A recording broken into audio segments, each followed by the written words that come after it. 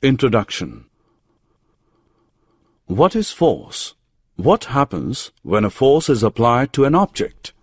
While pushing, pulling, lifting, or hitting anything, we are actually changing the motion of an object. This change in motion requires force.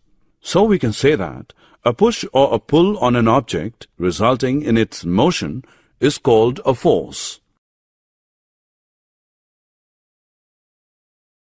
Objectives.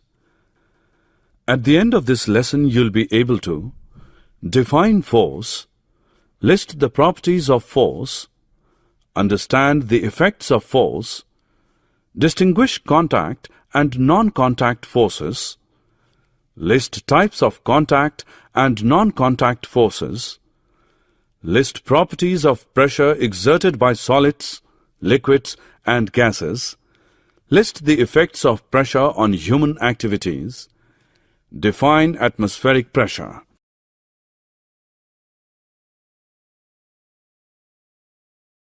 What happens when force interact? If you choose a heavy box and try to push it, the box will not move. Now if you ask a friend to help in pushing it in the same direction, it moves. This experiment proves that the forces are acting in the same direction add up.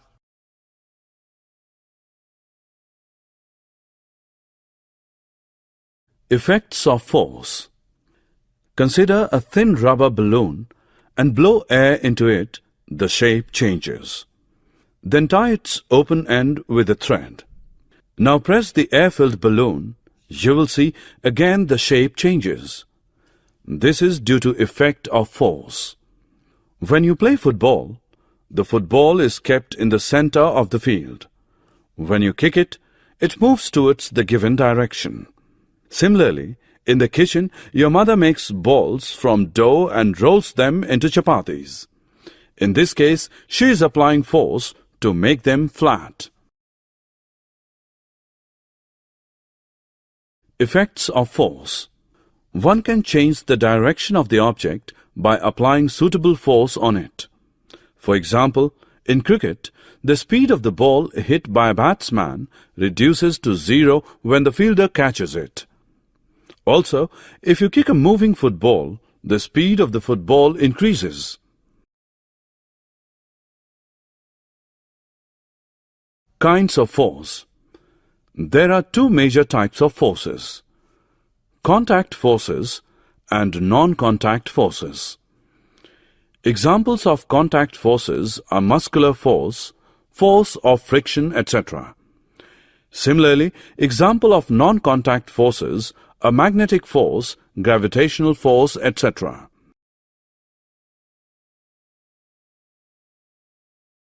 Contact forces. Can you push or lift a book lying on the table without touching it? Or can you lift a bucket of water without holding it? In both the cases, the answer is no. Generally, to apply a force on an object, our body needs to be in contact with the object. So we can say that contact forces are the forces which act on bodies when they are in actual contact.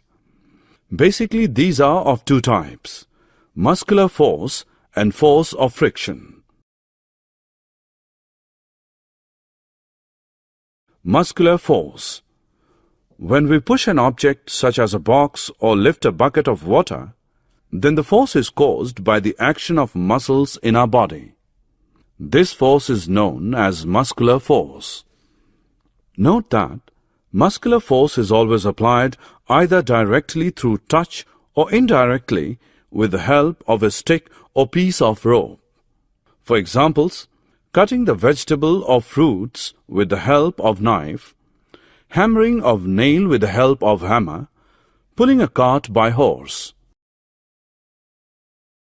Force of friction. Do you know why a heavy box on pushing does not move? Why a rolling ball stops after some time? When an object moves in contact with another object, a force known as friction comes into play. Note that the force of friction always acts on all objects and its direction is always opposite to the direction of motion. The moving object in the animation gradually slows down and ultimately stops due to the force of friction. This shows that force of friction always opposes the motion of one body over another body in contact. Types of non-contact forces. The types of non-contact forces are gravitational force, magnetic force, and electrostatic force. Do you know why the leaves or fruits fall to the ground when they're detached from the plant? This is because of gravitational force. The force due to Earth's attraction is called the gravitational force. This is an example of non-contact force. Now, the force between two magnetic poles placed at a suitable distance is called the magnetic force, in which like poles repel, while the unlike poles attract each other. A magnet can exert a force on another magnet without being in contact with it. So, the force exerted by a magnet is also an example of non-contact force. Do you know, when we rub a tube through dry cloth and bring it near the thread is attracted towards the tube. This is because on rubbing the tube through the dry cloth, an electrical charge is generated on the tube. This is called the electrostatic charge. This is also an example of non-contact force. Pressure. Let us perform an activity. Take 5 wooden boxes of almost the same size. Fill them with scrap iron to make them heavy. Arrange these boxes on a wooden table, placing them side by side. See the impact of the push force from these boxes on the table. You will notice that the table remains normal and it is not affected by the push force, that is, weight of boxes upon it. Now, rearrange these boxes on the same table, placing them towards the center and one over the other. Now see the impact. In this arrangement, the table either bends or breaks under the weight of boxes. Can you guess why does this happen? Though the force applied in both the cases is same, but in the first case, impact is less, and in the second, the table bends. This activity proves that both the force and its coverage area are important. The smaller the area on which the force acts, greater is the impact, and this phenomenon is known as pressure. We can also say that pressure is related to the force.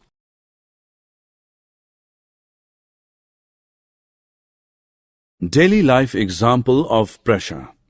Have you ever noticed that why school bags have white straps? Why sharp knife cuts better as compared to blunt knife? And why the tip of the needle is sharp? In our everyday life, we all experience the impact of pressure. A school bag has white straps so that the weight of the bag may fall over a large area of the shoulders of the child, thus resulting in less pressure on the shoulders. And due to less pressure, it is quite comfortable to carry the heavy school bag. A sharp knife has a very thin edge. It cuts objects better because the area of contact is very small. The force of our hand falls over a very small area of the object, producing a large amount of pressure. And this large amount of pressure cuts the object easily. Due to its sharp tip, the needle will put the force on a very small area of the cloth, producing a large pressure sufficient to pierce the cloth being stitched.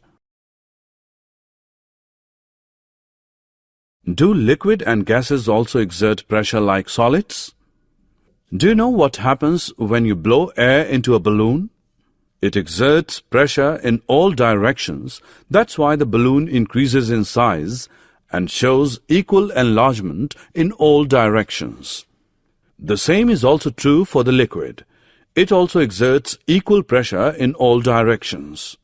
When a plastic disc is submerged in water, it does not fall down. It is continuously pressed against the glass pipe by the pressure of the water. This implies that the water exerts pressure in all directions.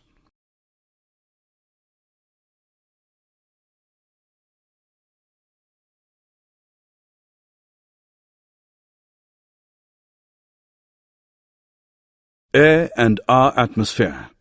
We know that there is air all around us. This envelope of air around the earth is known as atmosphere. Actually, air has weight and therefore exerts pressure. The pressure of the air upon the surface of the earth is called atmospheric pressure. Note that atmospheric pressure decreases as we go up and up. On an average, the weight of air on our head is 1 kilogram per centimeter square.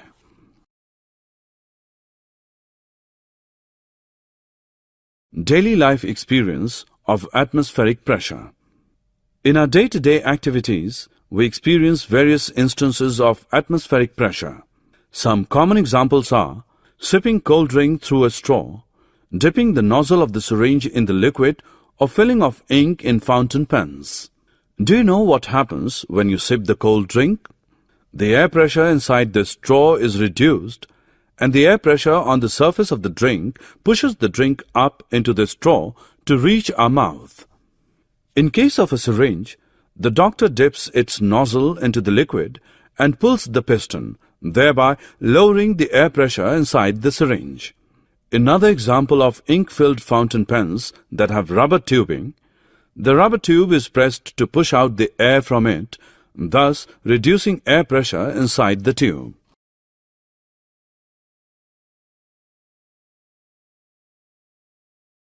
Summary. Let us summarize what we have learned. Force is a push or a pull resulting in motion of a body. Force can change the shape of an object, move an object from the position of rest, change the direction of a body in motion, and change the speed of the moving object.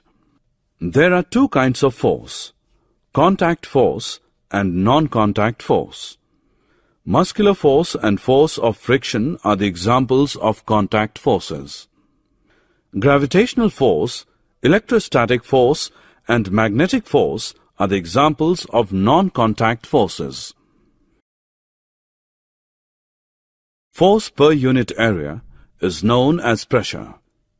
Pressure from solids is due to their weight and acts downward, but in the case of liquids and gases, the pressure exerted by them is downward, sideways and upward also, that means in all directions. The envelope of air around the earth is known as atmosphere. The pressure of the air upon the surface of the earth is called atmospheric pressure.